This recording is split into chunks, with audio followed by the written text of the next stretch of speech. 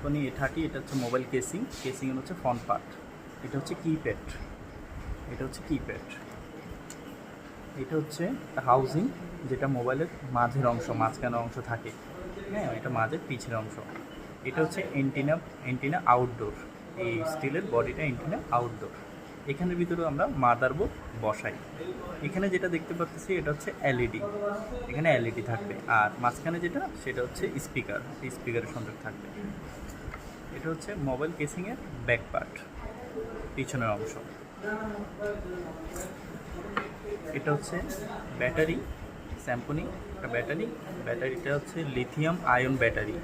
এটা কত ভোল্টেজে চলবে? এটা হচ্ছে 3.7 ভোল্টেজে চলবে। কতটুকু? 3.7 থেকে 4.2 পর্যন্ত।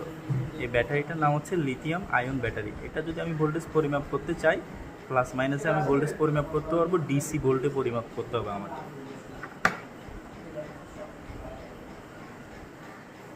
এটা হচ্ছে ডিসপ্লে, যেখানে আমি দৃশ্যমান কিছু দেখতে পারবো। এটা হচ্ছে ডোমের শিট, প্লাস্টিকে যেটা দেখতেছি ডোমের শিট, ডম শিট। এটা হচ্ছে ডম শিট প্লাস্টিকের এটা। আর ডোম শিট যদি আমি তুলি, এখানে যেগুলো দেখতেছি এটা হচ্ছে কিপ্যাড। তো এখানে আমি পাওয়ার বাটনটা চিনবো কেমনে? আমি নিচ থেকে 1 2 3 4 5, এই 5 নাম্বারটা হচ্ছে পাওয়ার বাটন। এখানে লেখা আছে PWR, এটা দেখে আমি বুঝবো যে এটা পাওয়ার বাটন। এটা সম্পূর্ণ হচ্ছে কিপ্যাড প্যানেল। এখানে ছোট ছোট যেগুলো দেখা যাচ্ছে এগুলো হচ্ছে এলইডি, হ্যাঁ। আর পাওয়ার বাটন সুইচ হচ্ছে নিচ থেকে 1 2 3 4 5, এটা হচ্ছে পাওয়ার বাটন সুইচ PWR। তাহলে হচ্ছে আমরা এবার মাদারবোর্ডের পিছনের অংশ দেখবো কী কী আছে।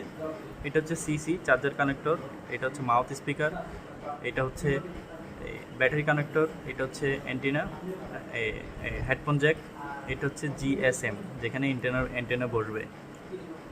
তারপর এটা হচ্ছে মেমোরি স্লট, এটা হচ্ছে সিম স্লট। এখানে দুইটা আইসি আছে, পাওয়ার আইসি, নেটওয়ার্ক আইসি, প্রসেসর দুইটা আছে।